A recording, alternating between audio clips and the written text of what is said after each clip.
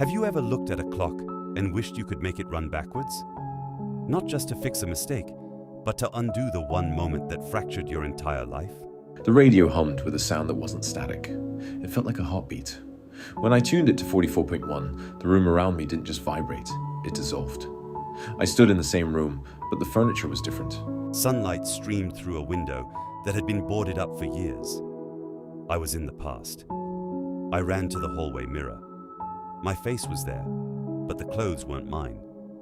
I was back in 1982, in my mother's house. I needed to know about my father. I found his research journals on the desk. They weren't about radio waves. They were about time tethers.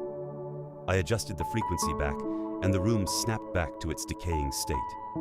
I gasped for air, my lungs burning.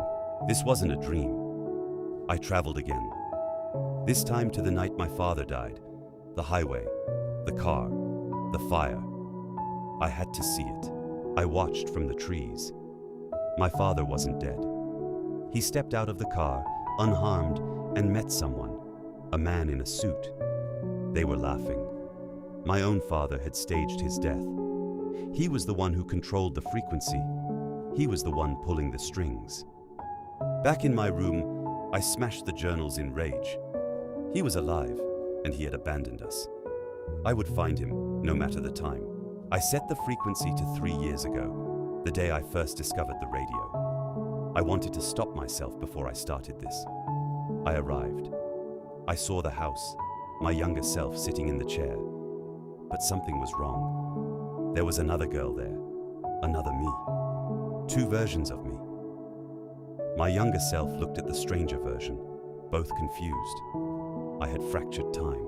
The frequency pulsed. I had to eliminate the variables. I felt like a stranger in my own life. I grabbed the knife. I approached my younger self. She screamed. The other version tried to stop me. It was chaos. Suddenly, the door opened. A man stood there. It was him, my father. He looked exactly as he did that night on the highway. "You're doing exactly what I planned," he said, smiling. "A loop needs to be closed, and you are the loose end." He wasn't abandoning us. He was using time to prune our family tree.